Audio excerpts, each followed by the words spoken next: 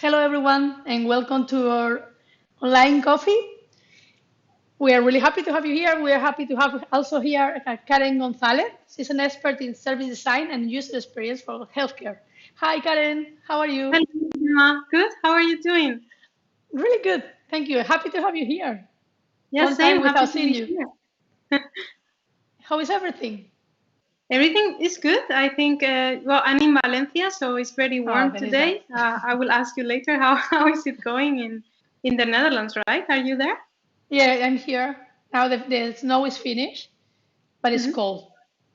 Okay. But well, we can complain. This is the Netherlands. Did I'm you go yellow. to skate? Sorry? Did you skate? It's the first time that I put my foot on the canals, but I didn't skate. Okay. It was the first Okay. step. I go into it, and the next time maybe I skate. But it was like crunchy. You are on Oh, this ice, and scary. yeah. So for me, it's not the best thing. Yeah, I can imagine. Okay.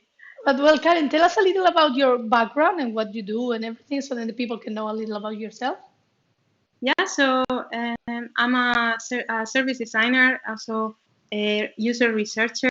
I work in healthcare technologies, and this is what I do. I'm very passionate about human-centered AI, so how we can bring smart technologies to people, to human needs and human values of the end user. So Mhm. that's a bit what I do. Nice, really nice. And can you tell us to start to what is a smart device, so then the people Yes. can know what we are talking about? Yeah, sure. So, just in a nutshell, smart devices are devices that are autonomous. So, they don't need human command, they are connected. And as the name says, they have some sort of embedded cleverness. So, to give some examples, it can be any object that has some sensors. For example, it can be a smart bus that measures traffic and informs other devices, for example. In the Netherlands, you have Signify, they have all this smart lighting. Mhm. And because I'm an experienced designer, I'm very interested in smart devices that have an interaction with the user. So, for example, voice assistants or a fitness tracker or apps for healthcare, for example. It's really interesting. It's Yeah, it's very really wow. exciting. And how did you get interested in these smart devices? How it all start? How it all started.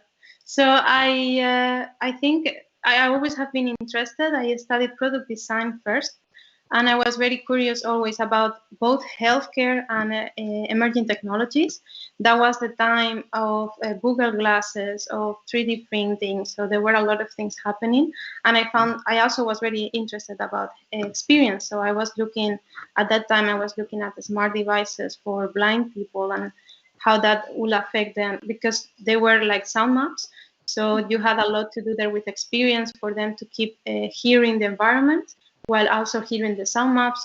So that was my first steps in this area. And then when I was in Delft, I think that was when I really dive into the topic because of a lecture of Elisa Iacardi, which is a reference researcher in TU Delft about IoT. And Hmm. I remember this lecture because it was about this wonderful technology that would help elderly to measure what they were eating, Oh, their, that's their, nice. their steps. Yeah, it was very integrated. So it was very, very wonderful.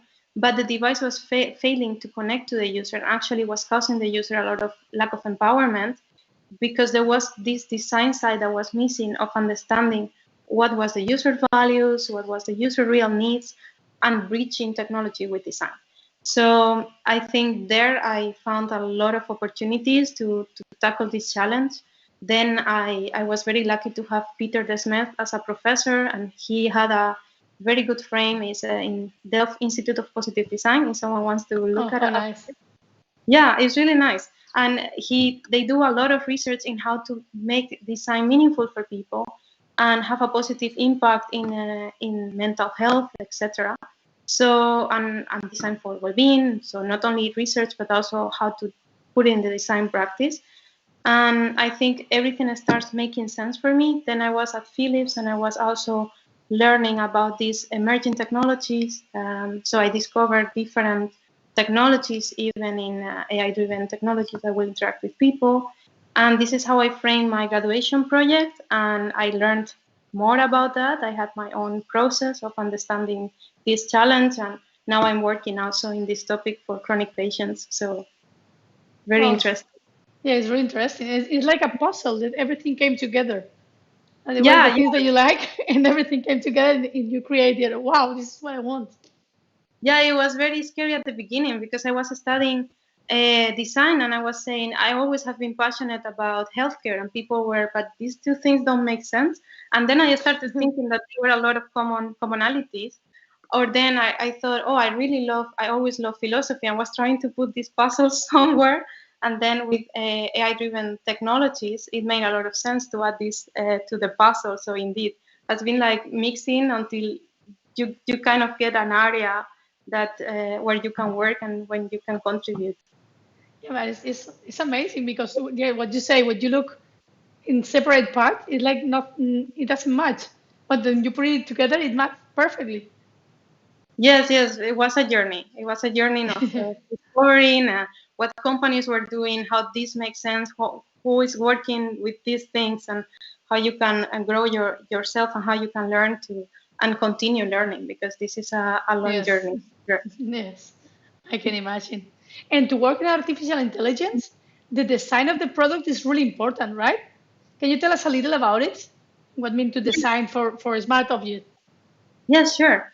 Um, well, I think for me it was very interesting to see how design has been challenged with the smart technologies. Um, so that was the first thing that it came in my mind when I started working in this industry is how autonomous systems are really challenging the design discipline. So to give some background, design started in the Industrial Revolution, the first one to bring technologies to people in a business environment. So we are very practical. And there is a paper of Mark Hasendal that said that we used to design tools. And I love the definition because now we are moving to a different kind of objects that we are designing. Now we are designing autonomous things, things that don't need human command. And for me, how it is to design for these objects is that before we had a guideline and now we don't and we need to make it. So for Mhm. example, before we had ergonomics. So you could see if something was human centered or something had a good impact in a user apart from the needs and everything because you could see physically if it will hurt the tool, right? If it will Mhm. be ergonomic, you will follow. Even if when we started designing for UI for screens, we still have Mhm. concepts of ergonomics that also have this more physical impact. We even talk about the effects of blue light, right? But when we have smart technologies, there is this intangibility and there is a new layer that comes up that is the psychological impact because our Mhm. devices interact. Imagine that you are having a conversation with someone and these interactions of this device are having Mhm. an impact in you. So this impact is and humans usually they are not very conscious about this because it's very True. instant. Yeah, right. So you have this, it's like I can imagine in social media or something that now we are being educated to be very conscious, but before it was not the case. So this we have this level of mental well-being that we need to achieve also when we design for these kind of technologies, but we also have the opportunity that they are very personalized. So and they are connected, so they are clever, right? So we can Yeah. use this cleverness for the good and now, as designers, we have a very beautiful challenge ahead. Yeah, it's a challenge. You say it. It's a challenge because yeah, I didn't think about it. It's true. Yeah, and what differences did you find between regular objects and, for example, a fitness tracker in the user Yes, experience? I mean. yes. So fitness trackers is great because that was also my graduation project. Oh I don't yes. know if before. Yes, that Nice. was the product that I started working, and I love healthcare because it gives you a very natural frame to design with ethics and human centricity Hmm. and well-being, for example. But sorry, going back to your question, the main differences I find mainly two ones.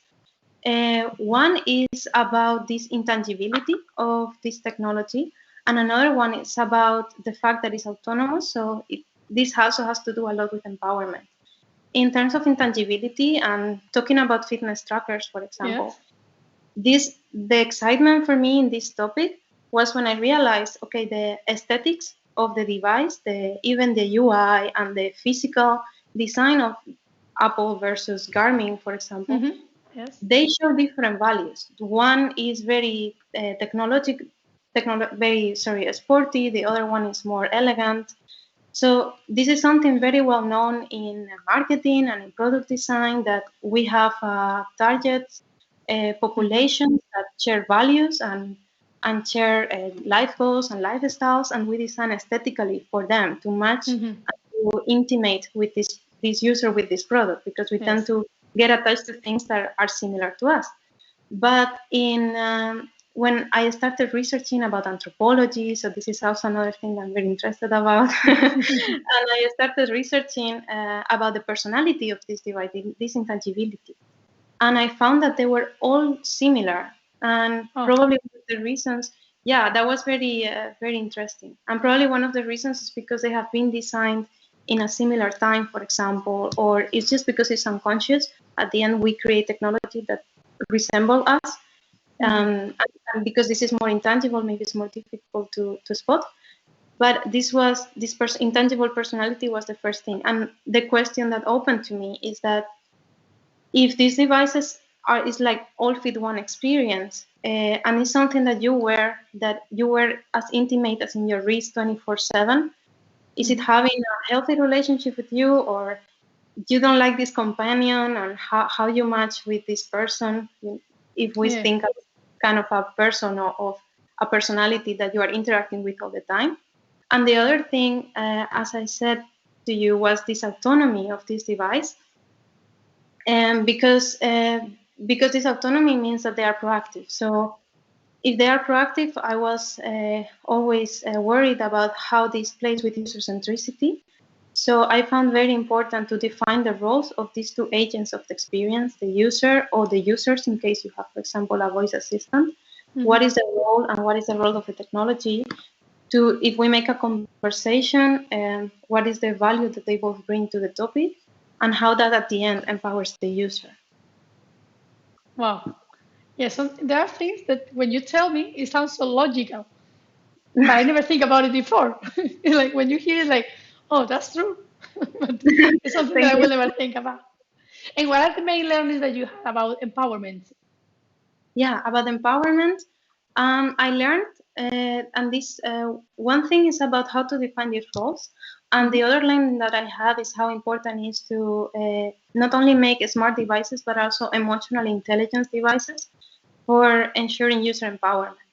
Mm-hmm. About the roles and defining the roles, I was working in my thesis with Valeria Panuncio, and she also was working at Philips. She's doing a PhD in Delft. It's a very smart girl and companion in this project.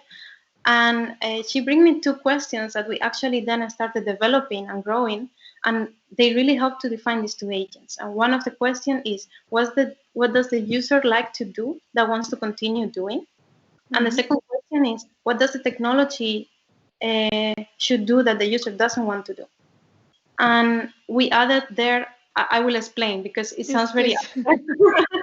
The first question, what does the user like to do that wants the technology to keep? What does the user likes to do that wants to keep doing? Also Yes. has to do that, like, this is experience level, and there will be a more of a human level. That is like, what is the human good at doing in general? So, for Mm-hmm. example, if you have a voice assistant, Uh-huh. you like to cook, but let's say that humans are good at being creative.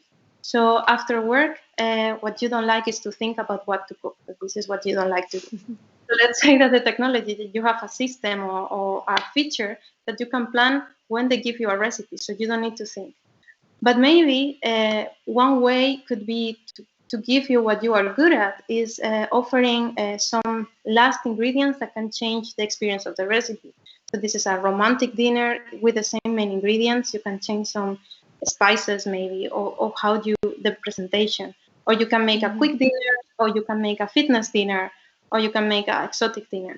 So that could be a way of making the technology at what the technology is good at, but also supporting this. So the user has a role in this conversation, right? Their role is to choose to be creative. So there is kind of a negotiation there in the middle and creating a I meaningful understand. conversation based on the user need. That is, I don't want to think about what to cook today.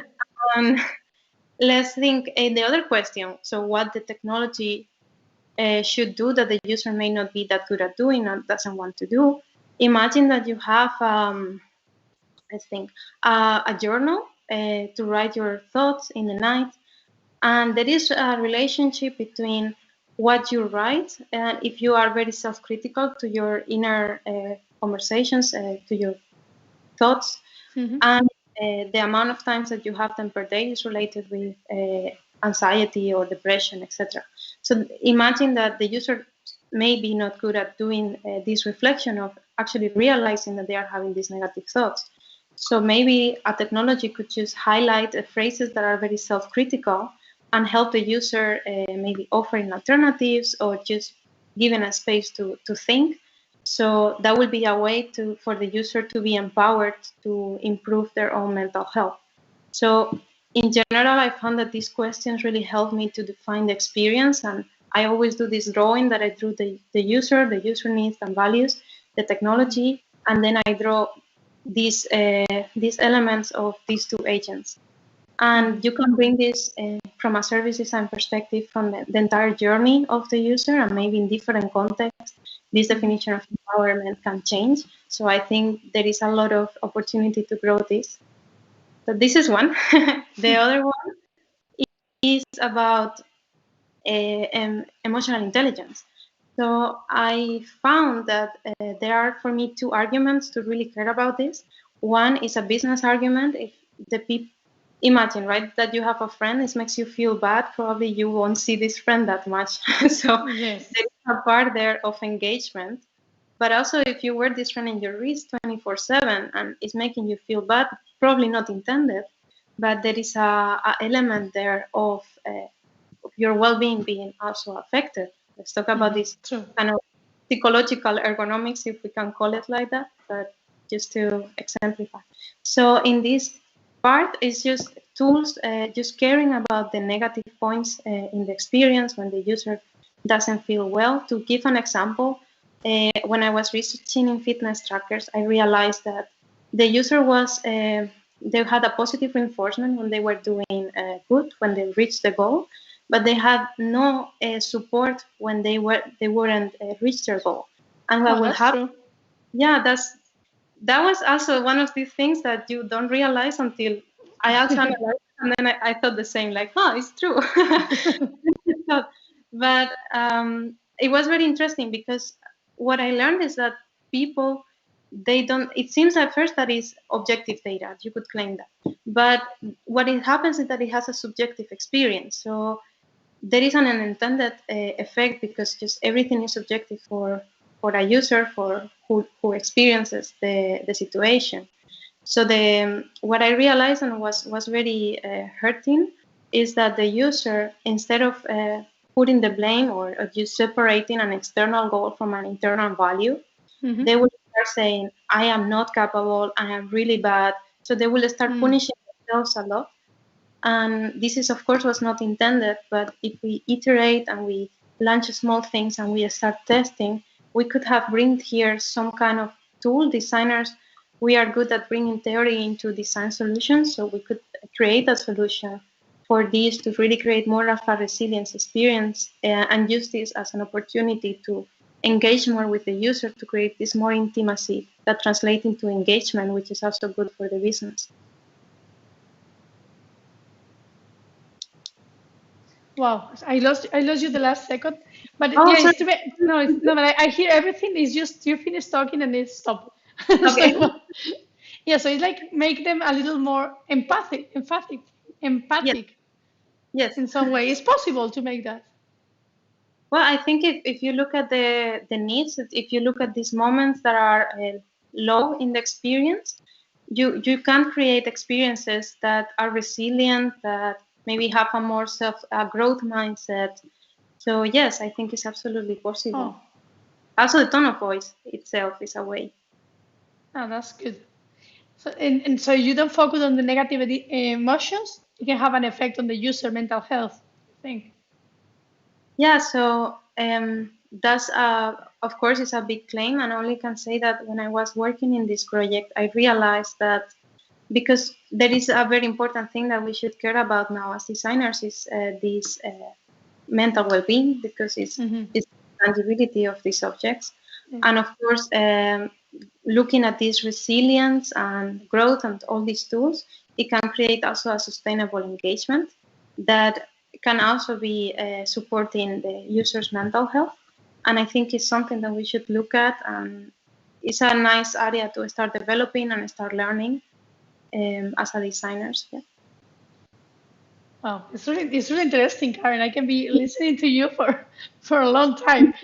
Wow, and I can imagine that this is also a way of tackling the Office One experience that you mentioned at the beginning. Is there something more that you learn to create experiences that are more meaningful for the users? Yeah, so let's see that we have been talking now about how to research and some tools to use, like some things to take into account about these devices.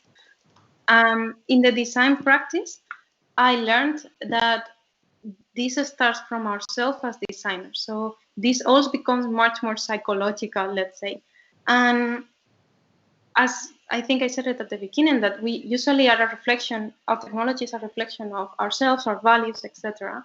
Um, I learned that we tend to design unconsciously based on our own unconscious values and what we think is normal, right? We live Hmm. in a specific time in history, we live in a specific values. So all this is translated to design, and often it's not necessarily the best way to help the user in this intangibility.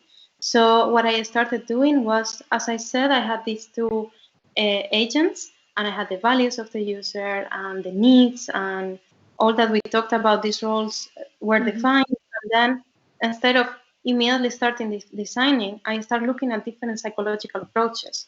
So, for example, now we are looking at Taoism because it really aligns with user needs. Hmm. I think it could be a nice way to answer to the pain points of the experience of the user. So, unlike this, I can say with any philosophical background that can serve you as a design tool to design for something that is out of your normal or your normal values that you think they are a standard because you grow in a specific Yeah, context. yeah, This is that's like true. I think you are also in the Netherlands and you also have Hmm. been traveling a lot. Probably what you thought in Spain that was the norm, then you travel and you realize there are many different ways to do it. So it's something Same. similar to design. Yeah, So I do it also in marketing. You have to do it also because what you think usually is what you see around yourself. It's heuristics. You see your area and you think everything is the same, but then you talk to other people and they have another point of view completely different. it's amazing how marketing has so many common points with all Yes, these. Also in the aesthetics, in the personality, marketing is very yes. understood. Different values align with different kind of marketing strategies. Yeah, we need to do exactly the same to create the strategy and the brand. You need to know to who are you talking and how they behave and how they feel. And yeah, so this Yes. part I know. The other part, the smart part, I don't know that much. But yeah, to I do marketing, you need to do also user experience. Yeah. So I think in that case, indeed, we have so many things and so many industries who are also tackling this from a different perspective that as a designers we can learn also from you guys how you guys are doing it and take these learnings into design. And I think what is great of design is that in marketing you're also a very applied profession is that we bring all these things that sound theoretical into practical design solutions. Hmm. So I think we can get a lot of value from that. Also from psychologists.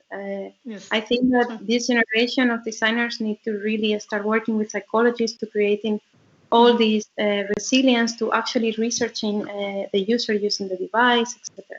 Totally agree. Yeah, for marketing, I study a lot about the behavior of people.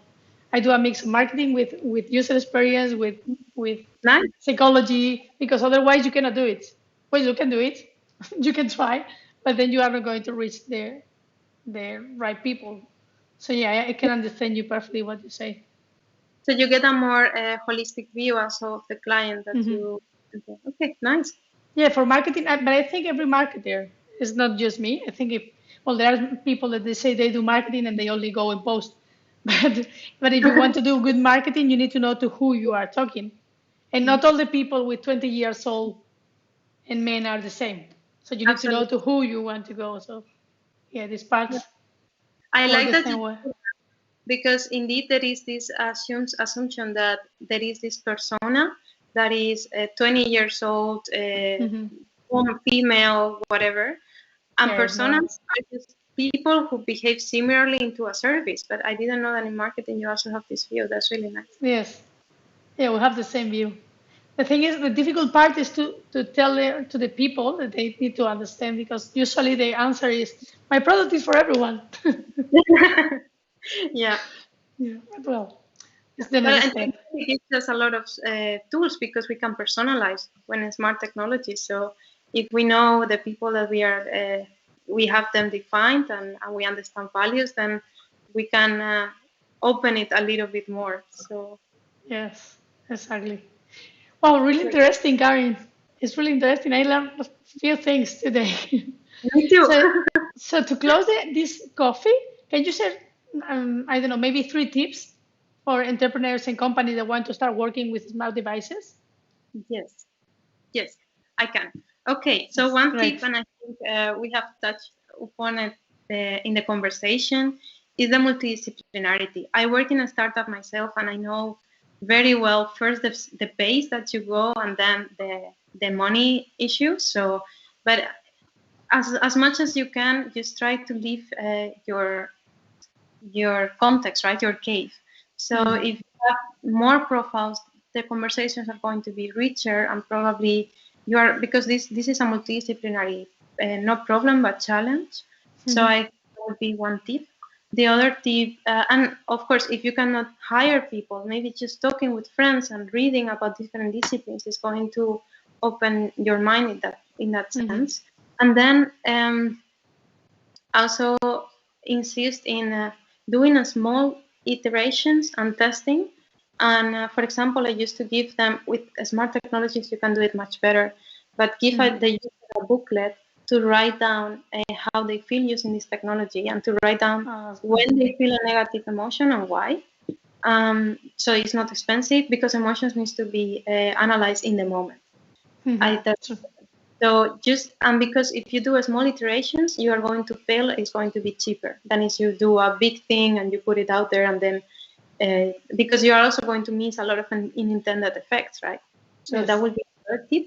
And if you have a multidisciplinary team and if you want to do this research, maybe also get the value of quantitative and qualitative data, not only to Hmm. understand user behavior, because in data scientists can find a lot of insights about that, but also, for example, using tools like Amplitude, etc., is going to help you to be very specific in what you want to research and understand better what the user retention is falling in, which moments of the experience is not working well.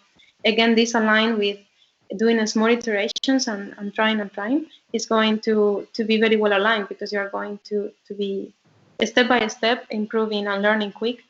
And the good thing of doing this is that at the end you will learn a lot about the user. You will be Yes. wise about your product. Yeah, wow, really interesting. Thank you very much, Karen. And I You have come a out. question that is related, but it's not related. And when you were studying, there were women studying in your university. It was Yes, balanced, the woman men. Yes. yes, yes, absolutely.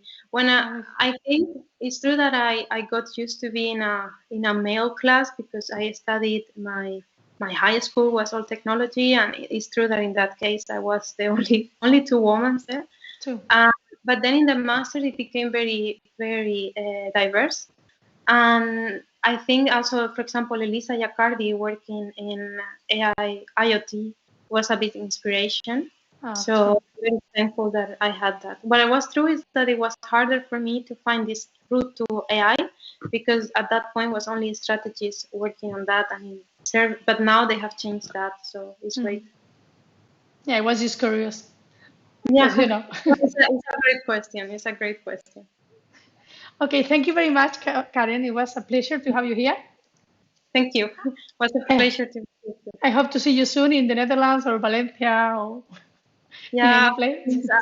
I haven't seen you in a while. We are Yeah, neighbors, yeah, so even there or here. So I hope to yes. see you soon. I hope things get better. Yeah, let's hope when everything change and I go to Valencia or you come Yes, here, we'll yes, meet. yeah, that will be great. Yes, So enjoy a lot your week, you too. and and thank And you. also, thank you. Oh, thank Bye, you. everyone. Bye bye, everyone.